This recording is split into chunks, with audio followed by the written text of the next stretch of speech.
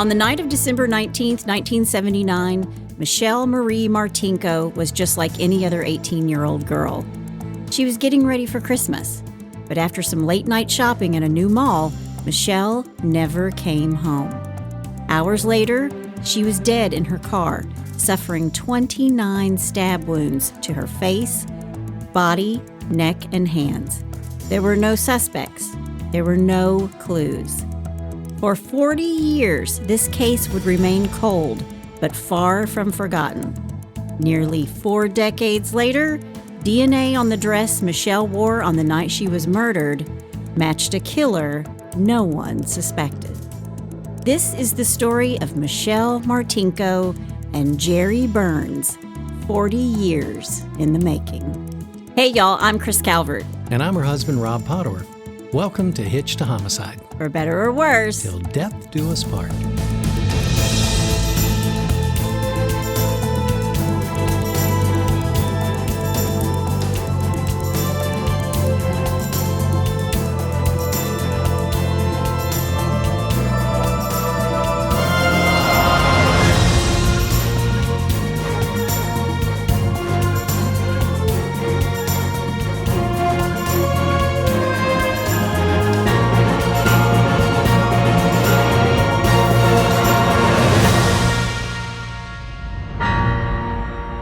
Welcome back, everybody. Yes, welcome, and welcome. You're going to find new ways to do this every week, I have a feeling. Trying. The holy trinity of welcomes. Well, you got to change it up, right? Welcome, welcome, welcome. Got to keep it interesting. We're so glad you guys are back with us again this week. Yep. I went into the cold case files for this one. It's a really interesting case. There is some, on the back end of it, there's a lot of it that's new, so that's why I wanted to bring this one back up again. Oh, good. We're going out into the Midwest, out to Iowa. Nice. Have you ever been to Iowa? I have driven through Iowa. In my 20s, bandmates of mine, they got a gig in Baltimore, and we drove cross-country. From Baltimore to No. Iowa? No, from California.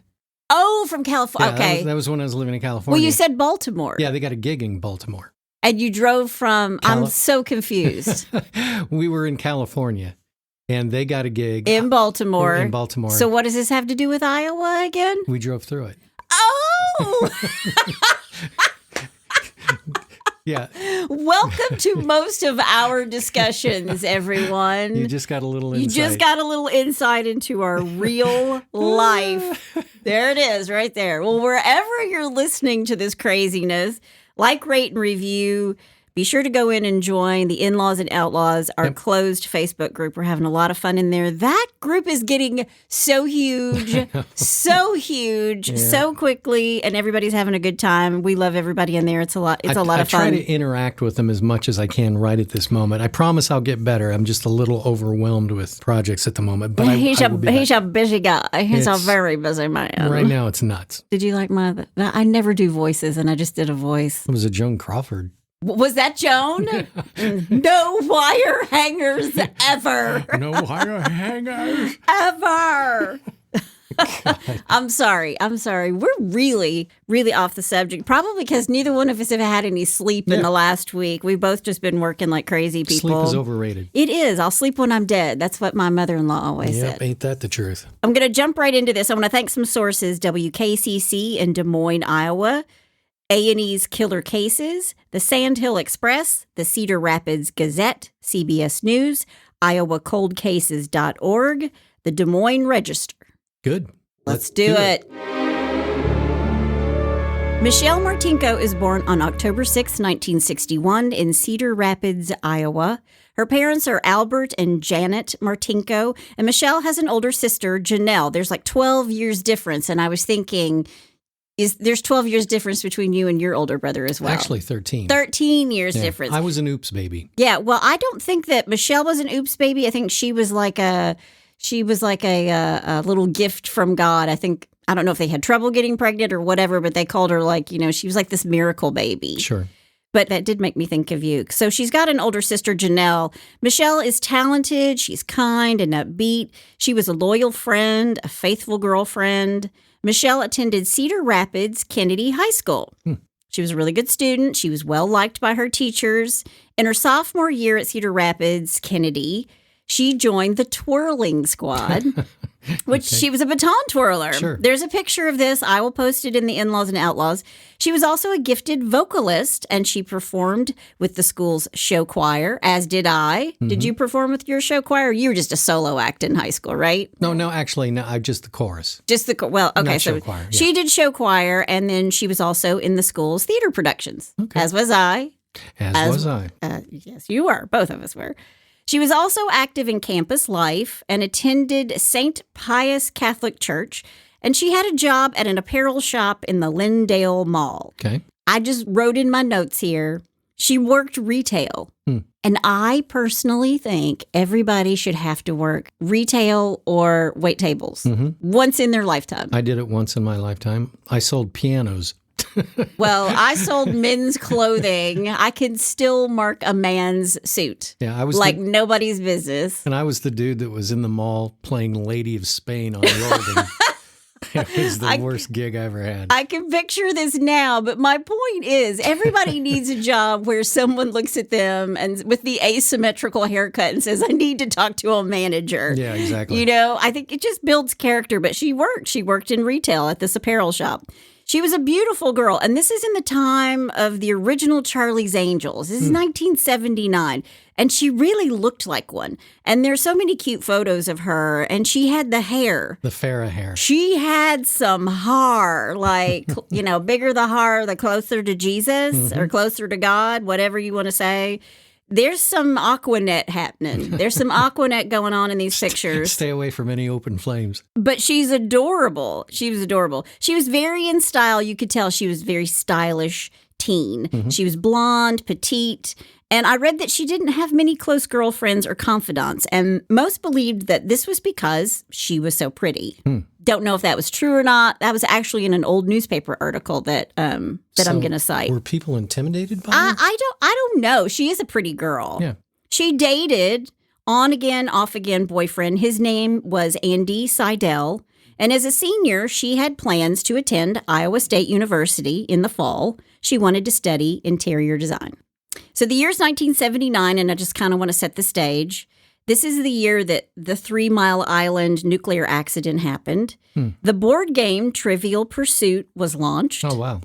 Pink Floyd released The Wall. Yep. Sony released The Walkman. It was $250 too. Wow. ESPN launched for the first time on cable television. The snowboard was invented. Jimmy Carter is president of the United States. 63 Americans are taken hostage in the American embassy in Tehran. There was a huge gas shortage. People waited in line for gas. Inflation was high, 13.3%. Wow. Currently, inflation's 8.5. Wow. So everybody knows what it feels like right now because my bacon got really expensive this year. And if you know me, I have to have bacon every morning. Trust me. I do. But so, yeah, we're at 8.5 right now while we're recording this, but it was at 13.3 in 1979. Just reminds me of the Billy Joel tune. What's that? We didn't start the fire. Yeah, we didn't start the fire. Exactly.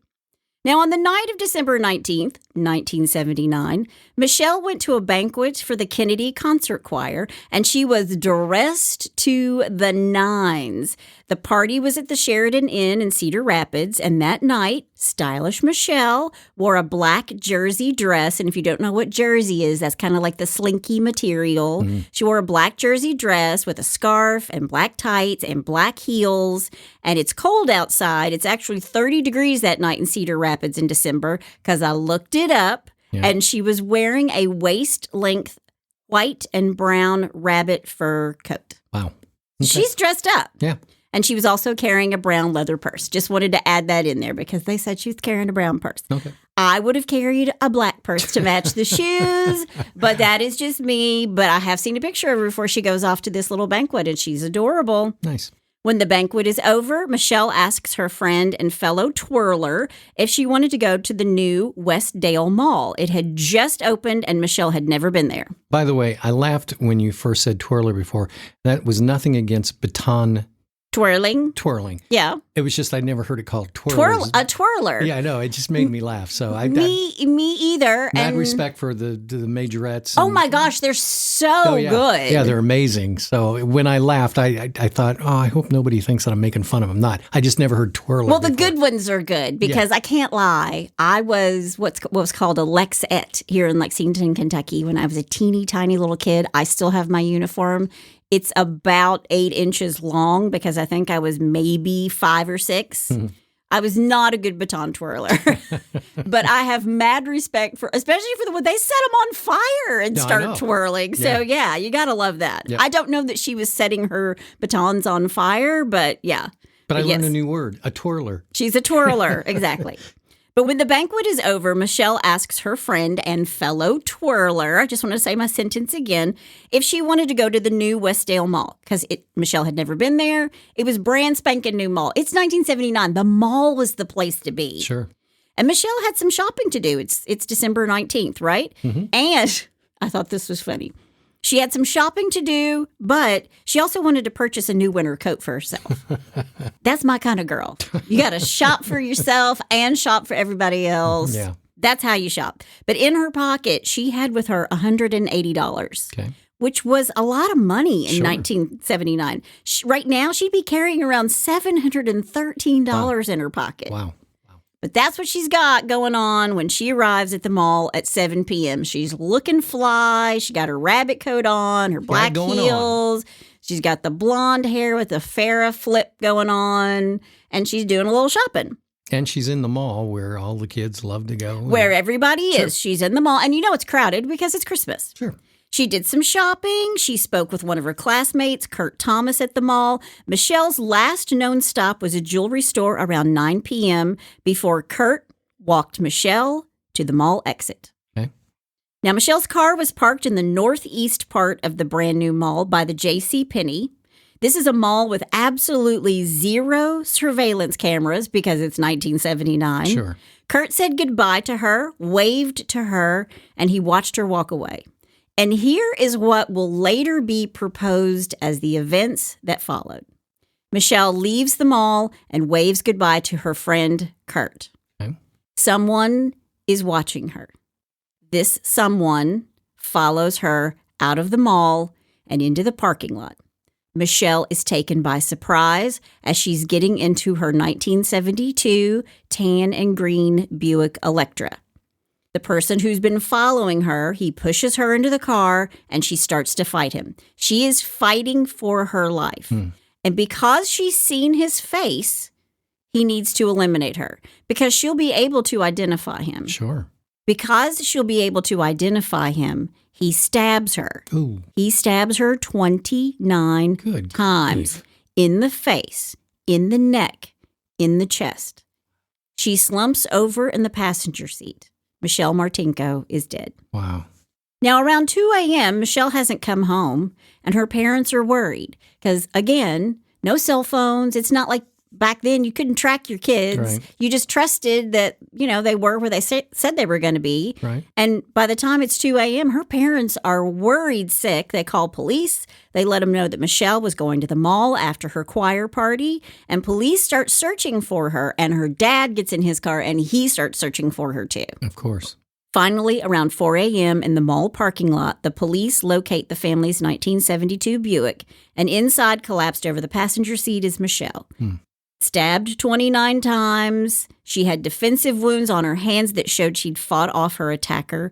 But the nature of where she is stabbed makes the police think that it's personal. It's very personal. Yeah. In the face. Yeah. She's a beautiful girl, and she gets stabbed in the face and the neck and the chest, but not everything in the chest, like going for the kill to the heart. Right. There was so little blood outside the car that police know that Michelle was murdered inside the car. And by the state of her body, the medical examiner will say later that she was murdered between 9 and 10 p.m. that night. Okay. There was no murder weapon on the scene, but the medical examiner said she was killed with something, quote, sharp-pointed, end quote. You think? But not conclusively a knife. What? I don't know why they couldn't say whether or not it was a knife or not. What else would it be? And the medical examiner couldn't determine the size of the weapon either. So if it was someone who stabbed and then tore down, or if it was a screwdriver kind of thing that went in, it was violent. So it's not like I don't think these are like clean stab wounds where it's very obvious that this was like a serrated edge or whatever. Gotcha. They couldn't discern what was happening. Right. On the scene that night was Detective Harvey Denlinger, who joined the department in 1972 and had just that year been promoted to detective. At home, 44-year-old Harvey has 7 kids, including a 5-year-old son named Matthew. That's called foreshadowing. Uh-oh. There were no fingerprints in this car, and the police believe that's because the killer wore gloves. And remember, she had all that cash in her wallet, but it's all there. And her purse was there too. So this is not a robbery. Now, we already know that the police think this is a very personal killing, but she had not been sexually assaulted. Okay. And police, I think for that reason, didn't know if she'd been murdered by a man or a woman. Because I think they just assumed that if she had been stabbed and she's so beautiful and she's in her car, that she would have been raped. Right. But she wasn't. On the other hand, Michelle's family's pretty convinced that Michelle had been murdered by her ex-boyfriend, the on-again, off-again guy, Andy Seidel. Okay. And they believe this because there was really no one who could possibly want Michelle dead. And these two had called it quits in a, quote, rather unsatisfactory way, end quote, according to Michelle's sister, Janelle. So it was an ugly breakup. Right. Michelle broke up with Andy, and he didn't want to go away, and he wasn't giving up that easily. Andy was butthurt. And she was done. Yeah. But he was in love with her, and he didn't want it to end. So Michelle's family is thinking that Andy has done this. Sort of, if I can't have her, no one else can have her kind of thing. Yep. And while Michelle's family is saying, yo, check out Andy, the police are also looking into the last person to see her alive, her friend from school, Kurt Thomas. Right. Now, police bring Kurt to the police station and begin questioning him. And according to Kurt, it was a nightmare because when Kurt is brought into the station, he doesn't even know that Michelle has been murdered. Oh, wow. He has no idea she's even dead. And according to him, the police played good cop, bad cop with him. And in this scenario, the bad cop turned around, leaned over a chair in the interrogation room, and flat out asked Kurt, why did you kill her? Oh, jeez. And this is a kid. He's 18 years old. Yeah. So you know he's scared to death. And the fact that he didn't even know that she was dead. He didn't know she was dead, and this cop is in his face. Hey, why did you kill her? Wow. Now, this is a time with no video footage of the mall or the parking lot, no DNA testing, there are no eyewitnesses, and police are trying to get a confession out of Kurt. They're trying to get a confession out of this kid. And he tells them, I didn't kill Michelle. And of course, they have no evidence that he killed her either. Right. And in actuality, the Grand Rapids Police Department has zero evidence and zero leads. And that's a problem because inside the car is Michelle's blood, but there could be other blood that isn't hers. Sure. They have nothing on Kurt. They have to let him go. Right. Now, the people in the small town of Cedar Rapids start coming up with their own version of why Michelle was murdered. She was involved in a drug ring. She was a prostitute. Lies, lies, more lies. And Michelle's mom would even get these crank phone calls after Michelle's murder. Like phone calls where people would call her parents home, and when the mother answered, the person on the other end would say things like, Mom, mother, it's Michelle. People are sick. People are evil. Wow. Evil. And that, of course, no caller ID, so you can't do anything about that, but people are cruel. Right. And again, police have absolutely nothing to hang their hats on this case. So in June of 1980, they use hypnosis as a way to hopefully get a description of Michelle's killer, because witnesses remember things under hypnosis that they don't otherwise. Right. 30 people went under hypnosis as a part of this investigation, and it gave them 2 reliable witnesses, 2 women who didn't even know each other, but they gave the same description of one man. Okay. And a composite was drawn. And police then compared it to all the photos in the Kennedy High School yearbook. And then psychics were brought in for this investigation. Wow. They needed our friend, Catherine Kaufman, on the case because she would have cracked this case right away. But what they came up with was this composite. I'll put it up in the In-Laws and Outlaws. these two say that the suspect, these two women who were under hypnosis who agreed, say that the suspect is a white male in his late teens, early 20s. He stands 5'11" or 6 feet tall, brown curly hair, weighs between 165 and 175 pounds. Okay. Now, this is an interesting thing because I have this in my notes. I could probably say if I looked at a man or a female and said, that's about 6 feet tall. Right. Or they're about my height. They're about 5'5".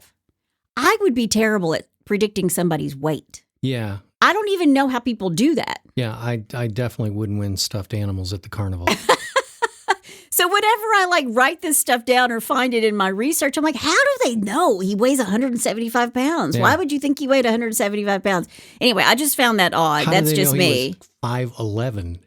5'11", that's pretty... Specific? Yeah. It's wildly specific. Yeah. Well, they're under hypnosis. Okay. So maybe that's what I need. I need somebody under hypnosis to describe me. Wow. But there's a reward for any information leading to an arrest in Michelle's case. And the reward was $15,000. Moolah. Now, for 40 years, think about this. Yeah. And every Christmas, friends and family of Michelle's in Cedar Rapids would come together and honor her life. They would go to her grave. But they just wanted to make sure that nobody ever forgot her death. Sure. The news stations would do stories on it. You know, every single year they would bring this back up again. Just in her honor. Yeah, but they just didn't want people to forget about her or this case because it was still completely unsolved. Sure. And years go by without a peep. And Michelle's parents would go to their own graves not knowing who killed their daughter. Although Michelle's mom, Janet, kept a diary, and in it she was convinced that the boyfriend, Andy, was the killer. Oh, wow. And she just couldn't wrap her head around the fact that the police could never find a way to prove that he had murdered her daughter. And there's a reason for that, Janet. Fast forward to 1986. DNA is used for the first time in forensic science to verify a suspect's confession. That was the very first DNA case. Somebody confessed, and then they used his DNA to make sure he was telling the truth. Okay. Fast forward 4 decades after Michelle Martinko's murder, and add in a new police officer on a mission, and they have something. Okay. They have something big. Uh-oh. Because sitting on a shelf for all these years in an evidence locker is the black dress worn by Michelle on the night she's murdered. Oh, wow. And on the dress is her blood.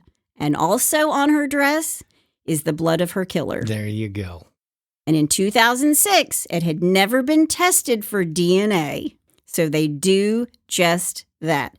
They send the little black dress off to get the DNA of the killer himself. Now, police basically ask everyone, the friend, Kurt, the boyfriend, Andy, other friends, acquaintances, police ask them all to submit DNA samples. Right. First on the list, Andy Seidel, the boyfriend. He is not a match. And when I wrote that, I even wrote in parentheses, I sound like Maury Povich. You are not the father. You are not the killer. You are not the killer. So police move on to the last person to see Michelle alive, the guy that they berated, the guy that they said, why did you kill her? Kurt Thomas. Yeah. And by now, Kurt is in Oklahoma. He's married to a judge. Uh-oh. And police say, hey, Kurt, we're gonna need a little DNA sample. And Kurt goes, no, thank you. No, thank you.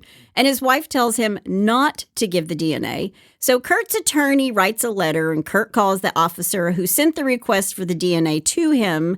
Kurt reads this statement over the phone to the officer, and when he's finished, he hears the officer put the phone down and announce to the room and whomever was in it. This is what he says. He puts the phone down and says, quote, we got our killer, Uh-oh. end quote. Wow. The officer tells Kurt, we're going to get a warrant for your DNA. We're going to get a warrant for your arrest. I've always liked you as Michelle's killer. Wow. End quote. Wow. A bold statement. I'm telling you, geez. Yeah, a bold move. You better be sure about that. So Kurt does, after some papers are signed, give his DNA sample. And guess what? It's not a match. It is not a match. And in fact, the police call Kurt's attorney when the results come in. And when his attorney answered, The policeman on the other end said, quote, "He's not a match," end quote, and then hung up.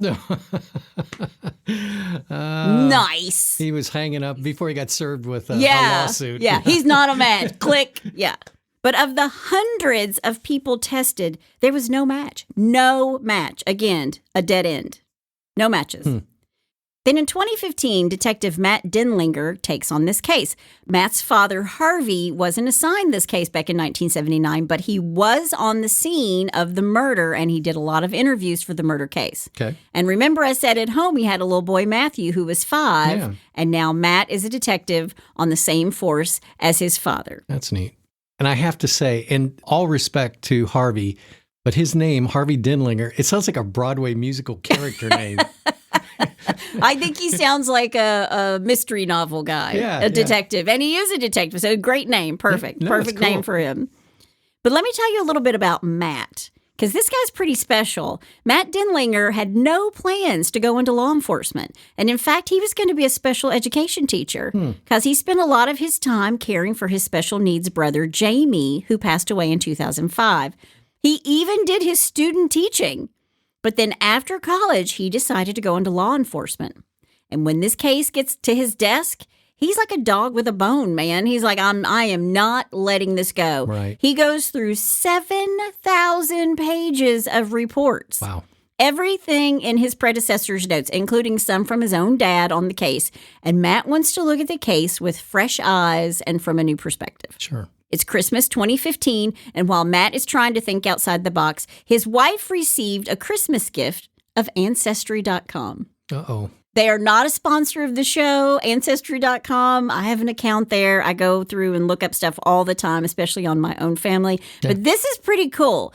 And Matt thought, and his wife said, "Hey, honey, wouldn't it be something if a service like this could help you with your Michelle Martinko case?" Yeah. And he said, I think you're onto something here. Right. And I completely paraphrase that whole conversation, but you get the gist of it. That's how it happened. Okay. Everybody needs a good wife in the background going, "Hey, honey, I think this is a good idea." Yeah, important safety tip. When your wife says, "Hey, honey," that usually means just do it. So Matt gets involved with this company called Parabon Nano Labs in Virginia. And Parabon, based on the DNA of the killer from the dress, there was also DNA left on the gear shift knob of the car. Their scientists were able to, get this, procure an image of the suspect based on the DNA. What? How amazing is that? How does that work? It's an image created from the DNA sample by anticipating what someone may look like based on the likelihood of the traits in their DNA. Whoa. Hair color, skin color, eye color, facial structure, stuff like that. Cleft chin. Huh. It's called the snapshot technique. Wow. This is what I read in an article. It's like putting a face on a phantom. Wow. Amazing. But I've done the DNA testing thing, and it has sent me stuff back like, yeah, I do want to murder someone when I can hear them chewing. And that came back on my DNA. Yeah. And, and I don't like cilantro. And that came back as well. So it's really interesting the things that they come up with. Right. I just learned that I was more Irish than anything, which is no surprise since I had red hair. Is it you have red hair? Yeah. I spent all that money to find that out. Come on. Yeah. Well, yeah, exactly. Exactly. My descendants are from County Cork in Ireland. So there you have it. Nice. But they create this composite, and I have these PDFs. It's pretty daggone cool. I will share them in the In-Laws and Outlaws group. They did this snapshot, and then they aged him by 40 years. Mm-hmm. And then they gave the snapshots like different hairstyles. And they unveil these renderings to the public with the hope that a bunch of people are going to come forward and say, "I know that guy, and here's his name." Right. But what happens is they have about 200 people call in, and they all thought it was somebody different.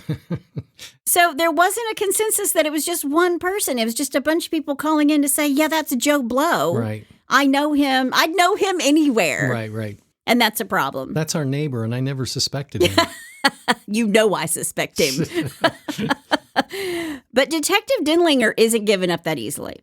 So something interesting is going to happen that's going to change everything. Because in the spring of 2018, the Golden State Killer is finally found. A former police officer named Joseph DeAngelo is brought to justice because of very sophisticated and innovative DNA technology. And by submitting DNA to a genealogy database, they tried to get a hit on who the killer's relatives are, just to get closer to the killer. And in the beginning, people used this DNA technology to find their birth families. This was really something that was more for like people who were put up for adoption. Sure. They take the combined DNA index system to a new level. It's called a GEDmatch, the public genealogy website. GED is short for genealogical data, and the GE is capitalized. Genealogical data. It's not getting your high school diploma. No, it's not the same thing. So now suddenly there's this ray of hope after all these years. Hope. Right. And what they're looking for in this database of over 1 million people is just one person who has significant amounts of shared DNA with this one unknown suspect. Okay. And in July of 2018, they get a hit. Boom. Detective Denlinger gets a call. We found a relative of your killer. What? The first hit came from the DNA that matched with a woman who was living in Washington State. She's ground zero. It's like being patient number one. Right. She's ground zero. And by the way they describe it, it's like building a family tree. And this woman in Washington State was a second cousin once removed, meaning separated by one generation. Right. She's second cousin once removed of the person who murdered Michelle. Wow. And her name is Brandy Jennings, and she lives in Vancouver, Washington. Okay. So the phenotyping company begins creating this family tree, starting with Brandy's great-great-grandparents, and then they report that the killer was most likely descended from one of those couples. Detective Denlinger contacts these people and DNA tests members of the two branches of the family tree, and he begins to eliminate stuff. So he eliminates them both as containing the killer. Right. And then he contacts a member of the third branch of the tree, and a DNA test determined that they were, in fact, first cousins with the killer. Wow. And this narrowed down the suspects to a set of 3 brothers. Wow. Brothers who had grown up in Manchester, Iowa, just 47 miles north of Cedar Rapids. How cool. I mean, not cool that they killed anybody, but how cool they could trace I mean, them. is this crazy or what? Yeah. So the 3 brothers' names were Kenneth, Jerry, and Donald Burns. Okay. And here's how it goes down. Dun, dun, dun. None of them have a criminal record. All of them are well-respected businessmen. Ken and Jerry both still live in Manchester, and Donald now lives in Davenport, Iowa. So here's what police do. They set up a super, super secret surveillance. They don't want anybody to know what's up. It's a small town. They don't want the Barney Fife is on the force to get it back, at the Elks Lodge just for them to find out what's happening. So it's this highly, highly secret surveillance.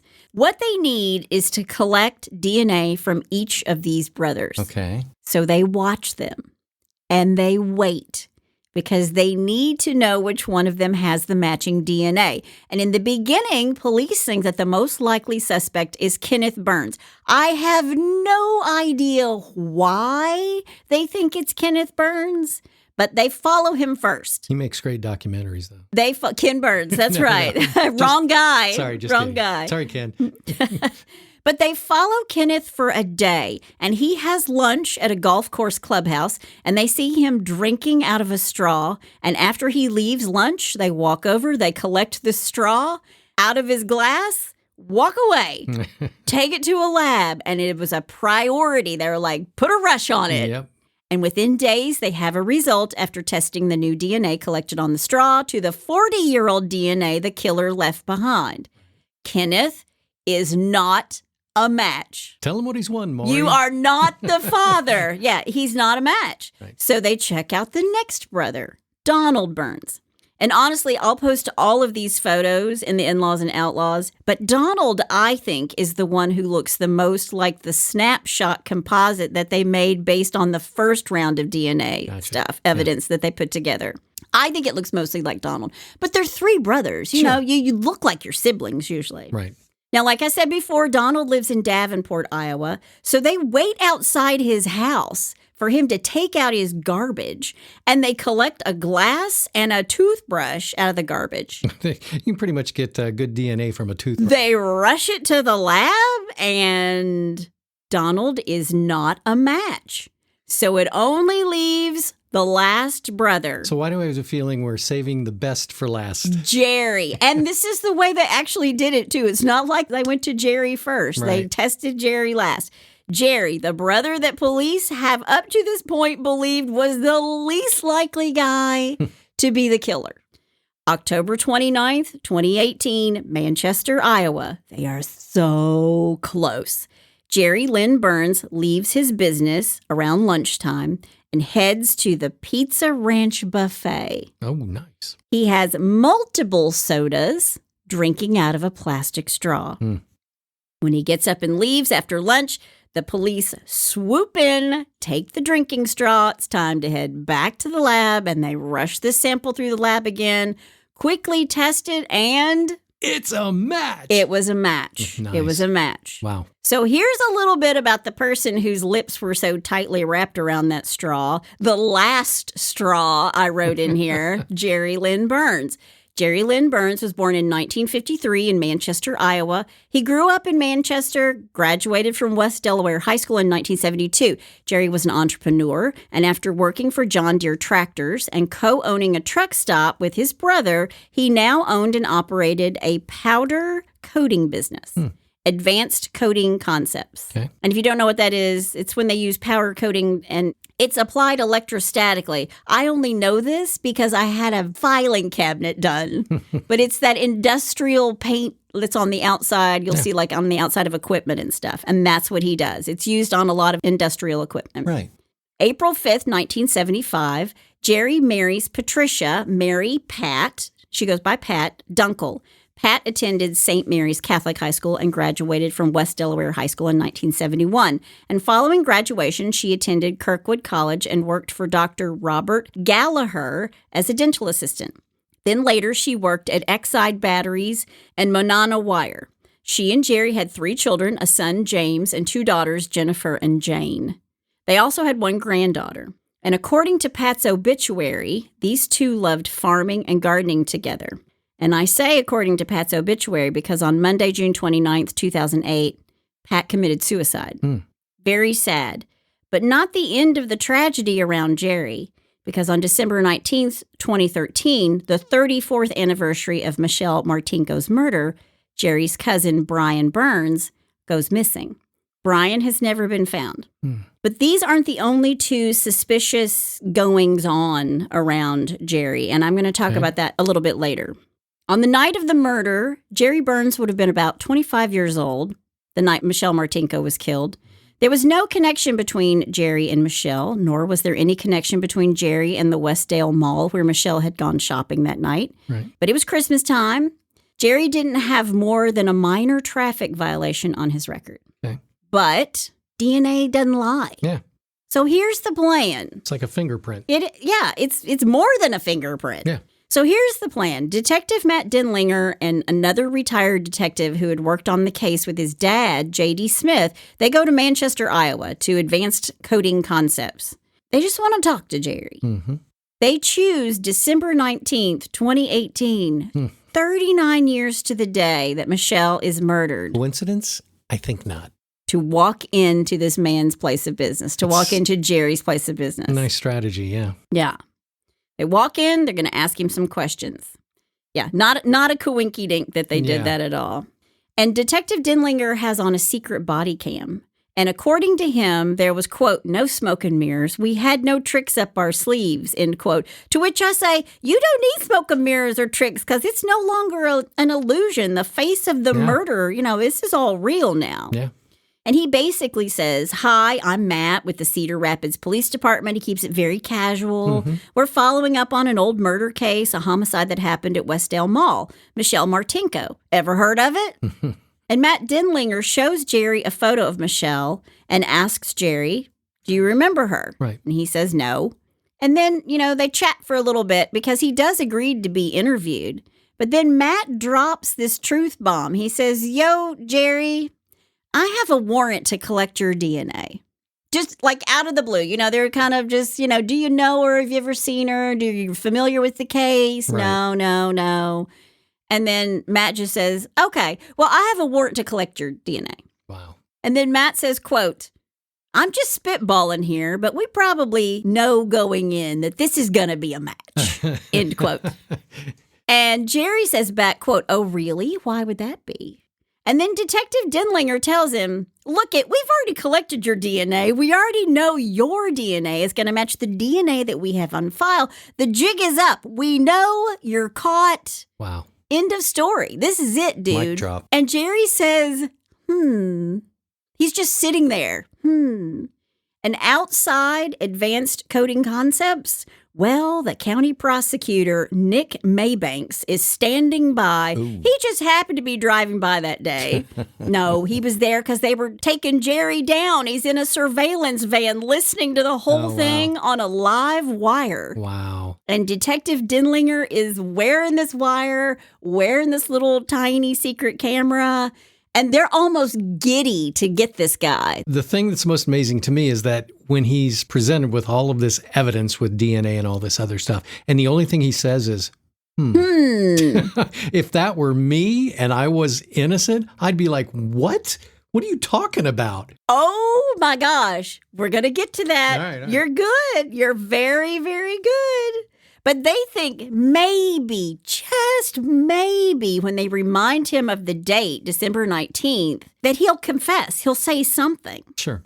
And so what they say is, "Do you know what today is?" And he goes, "December 19th. And then they said, "Did you murder someone on that night, December 19th, Jerry?" And he's like, "Test the DNA." And then he asks, "Why did this happen, Jerry?" And his reply again is, "Test the DNA." And then Detective Denlinger says, "What happened, Jerry?" And Jerry goes, "I don't know. I was not there that night." And then Denlinger says, quote, "Well, we know better than that. You know better than that. And you know I'm not lying," end quote. So Jerry's admitting to nothing. They wanted a confession. They get nada. When they ask him to look at Michelle's photo and ask if he's someone she knows, he says, quote, "I don't believe so."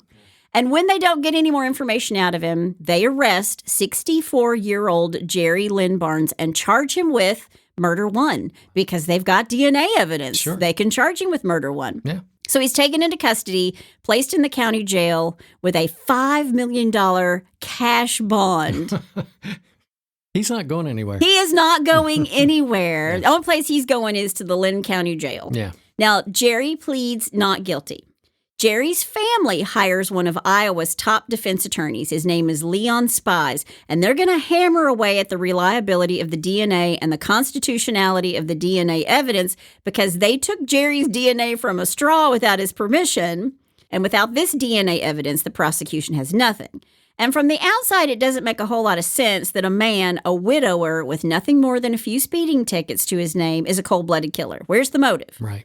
But prosecution has more than just the straw, the DNA on the straw. They have the dress, and even though the dress is 40 years old, the match from the blood on Michelle's dress that wasn't hers is still there. Now, there's not a lot of the killer's blood at the scene, but they think that's because the killer was wearing gloves. But somehow, when she's fighting him off, he cuts his hand. So here's what they believe. The majority of the blood was inside the glove, inside the assailant's glove. But some of it was found on the back of Michelle's dress and on the gear shift of the car. Right. Wait, let me ask one question. Did they check for any scars on his hand? I don't know. Okay. I didn't read that. But that would make perfect sense. Yeah. That would make perfect sense. I mean, unless it was a superficial cut. Sure. So, yeah. The trial was originally scheduled for October 14th, 2019, but in September, the defense requested a delay in order to gather more evidence and interview witnesses. And the defense also requested that the trial be moved out of Lynn County based on the amount of attention the case had received over the past 40 years, as well as, quote, pervasive and prejudicial pretrial publicity, end quote. Wow. The prosecution did not resist either request, and the trial was rescheduled for February 10th, 2020 in Scott County. Okay.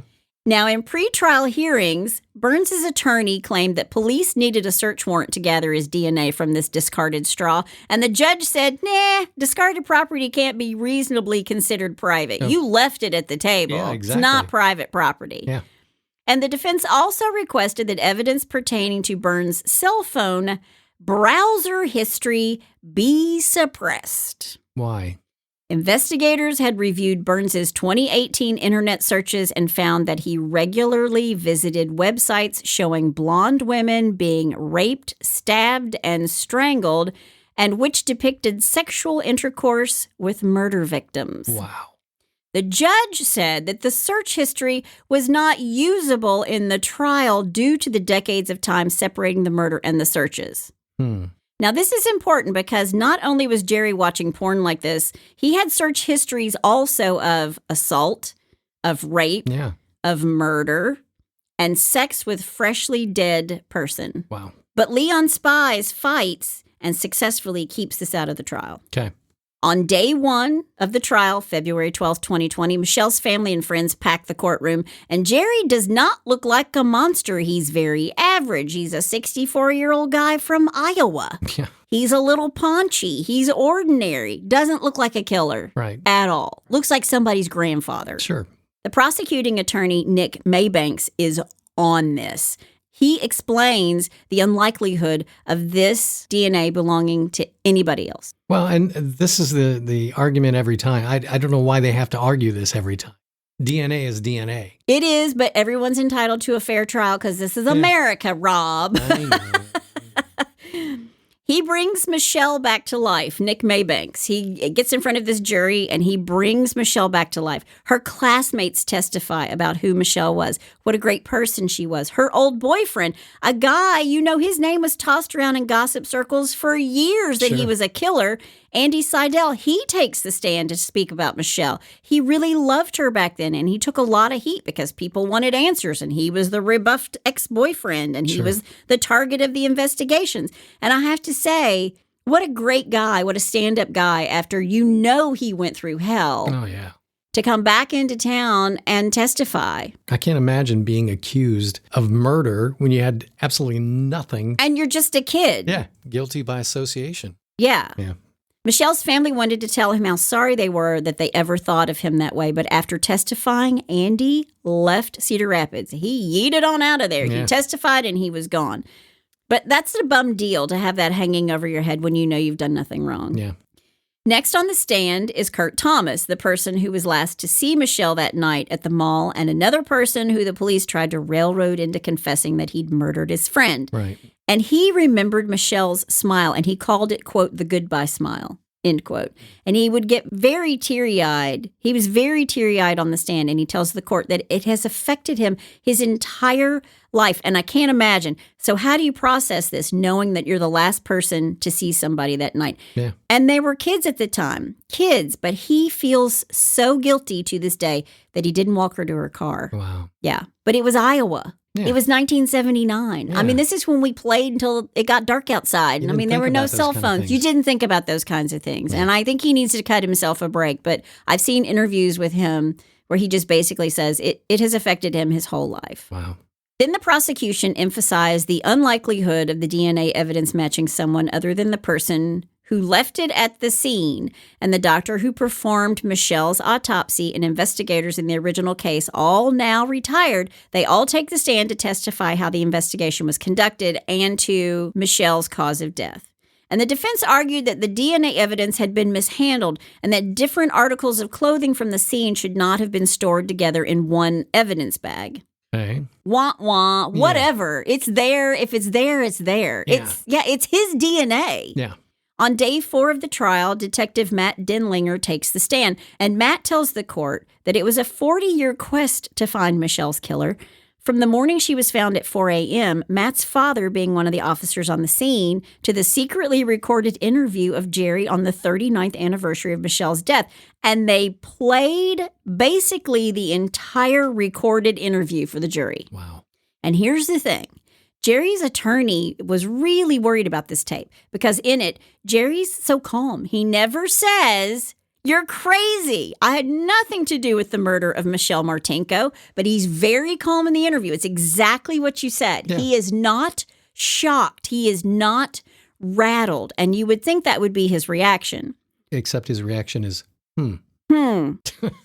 Yeah, and Jerry's attorney, Leon Spies, he's worried about that very thing. So think about it. A detective walks into your place of business, wherever you are listening right now to this podcast, and says, we have your DNA and we know you're a killer. Yeah.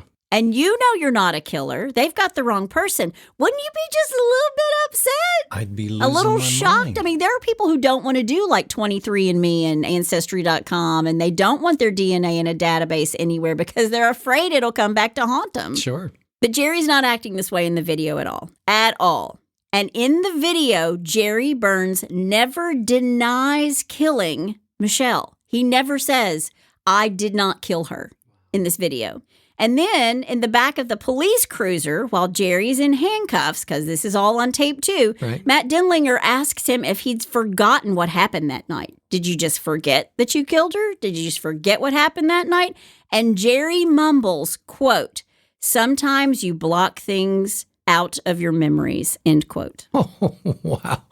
Yeah, he probably shouldn't have said that. Yeah, but again, he never denies murdering Michelle. Yeah. And then it's surprise witness time. From inside the county jail, Jerry's cellmate in the county jail, his name is Michael Allison, and he's turned informant. Michael said that Jerry called him son. And it's on surveillance video inside the jail of Jerry signing a copy of the Cedar Rapids newspaper where the front page story is about him murdering Michelle. Wow. And he signs it, and in the signature, his dedication, it says, to my favorite son, Michael, Jerry Burns. Cellmate Michael tells the court that Jerry has told him that, quote, no matter what happens in this case, I win because I had the opportunity to be out with my family all these years, end quote. Jeez. Yeah, I mean, he's just pretty much admitting. He is, but he isn't. I know, but if you were innocent, if you had nothing to do with it, you wouldn't be making comments like this. Absolutely true. Yeah. On day 7 of the trial, the DNA evidence shows up, and they've put Michelle's black dress on a mannequin. Ooh. It had to be hard for the family to see Sure. that again. But for the jury, they're making her a real person and not a memory of something that happened 40 years ago. And prosecution's going to show the jury exactly where Jerry Burns' DNA was located on the dress. And the chance of it being someone else's DNA is 1 in 100 billion. So you're saying there's a chance. There's my movie reference. But the thing is, the defense attorney, Leon Spies, he knows there's not a damn thing he can do to dispute that Jerry's DNA is on this dress. But how did it get there? Right. So Jerry's one shot is their only witness. They got one guy. You got one job. Yeah. You had one job. He's the punter in this Yeah, I mean, let me tell you what. Can you imagine the amount of pressure. Thank you. The amount of pressure. Forensic consultant Dr. Michael Spence. He's there to explain the DNA transfer theory. He tells the jury that coughs, sneezes, speaking into a microphone like we're doing right now, all of these things will leave DNA behind. And what Spies is setting up after 2 hours of Dr. Spence explaining the DNA transfer theory is that it's possible that Jerry's DNA found on the dress and on the gear shift of Michelle's car that night happened by transfer. Okay. He didn't kill her. It was just transferred to her dress. How to get transferred? Well, here's the thing. Before Dr. Spence can even finish, the prosecution objects and says that this whole thing is speculation. And then they wait because now Jerry's whole thread of defense rests on what the judge is going to say. Is she going to allow this DNA transfer theory to stand? Or, is she going to allow it? Or is she going to, uphold it? So the judge's Faye Hoover grinned. So what is Faye going to say? And What do you say, Faye? she allows it. Oh, Are you serious? She says he can answer the hypothetical question, did Jerry's DNA end up on the dress by some sort of transfer? And Dr. Spence says yes. Oh, wow. That's how it happened. In closing arguments, the DA, Nick Maybanks, sets the scene for the murder that night. Jerry follows her to her car in the parking lot. He pushes her into the 72 Buick, and when she fights him off, he stabs her 29 times in the face, neck, and chest, stabs her repeatedly until she is dead. Then for 39 years, he goes on about his life. He marries, has a wife, kids, runs a business, all while knowing that one day a knock might come at his door. And they show that video one more time after he says this. Knock, knock, you're caught. Yeah. Knock, knock, who's there? Knock, knock, who's there? DNA. Yeah. And they asked the jury, if someone was accusing you of murder, would you get upset and say, no, you've got the wrong guy, I'm not a killer? Or would you say, as Jerry did, I don't know, I don't think anything happened, I don't think so? And the idea that the DNA was transferred by accident, well, that's just grabbing at non-existent straws. And Maybanks asked the jury to return with murder in the first degree. Cold-blooded, premeditated murder. That's what murder one is. Right. But the prosecution, we talked about this a little bit ago, what was the motive? So there's DNA, but there's no motive. But what was not admissible in court was that computer search, the rape, the assault. The jury doesn't know any of that. Right. So there was motive. There was motive. He was kind of a sick guy, but this evidence never made it in front of the jury. He had this pathological need to kill. And I think, and this is just me, I think he killed Michelle and was going to have sex with her dead body, but somebody got too close that night. He freaked, he left, he didn't finish the job he intended to do. Right. Yeah. So he only got to kill. He didn't get to do the whole thing.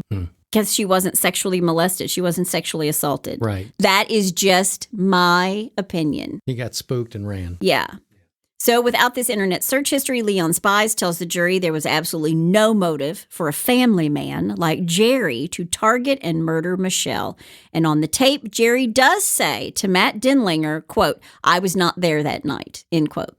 That's the closest thing he has to a denial of not killing her. I was not there that night. Right. But they're hanging their hat on this. Look at him. He's a fine, upstanding man. He's never even had other than traffic violations. He's got grandkids. Does he look like a killer? Right. They're just hanging this on him. So when the jury goes in to deliberate, nobody has a clue what's going to happen with this. They adjourn late on February 24th of 2020, and everybody's thinking it's going to be tomorrow or the next day. But the jury returns in 3 hours. Ooh. And this only means one thing. They either all thought he was really, really guilty. Or he was totally innocent. So what do you think? I'm going to go with guilty. Guilty of murder one. And the Iowan law mandates a life sentence without the possibility of parole for murder one. Good. There is no death penalty in Iowa. So on August 7th, 2020, Jerry Burns was sentenced to life in prison without parole. In September of 2020, Jerry Burns filed a notice of appeal. His new attorney, Kathleen Zellner, the lawyer who was made famous for representing Stephen Avery, one of the subjects in Netflix's Making a Murderer. Yeah. So we will keep you up to date on anything that happens with this appeal. But I do want to say this. If he is capable of murdering Michelle, what about the suicide of his wife? Yeah. What about the disappearance of his cousin, Brian Burns, on the anniversary of Michelle's murder? And what about another unsolved murder or disappearance in the state? And just what in the heck fire had Jerry Burns been up to all these years?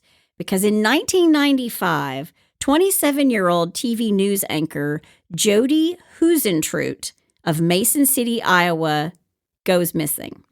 And if you put the picture of Michelle Martinko and Jody Husentrut side by side, guess what? They could be sisters. Wow. They're both blonde. They're both beautiful. They're both similar in size and stature. They're both little petite people, similar features. So Jerry had a type.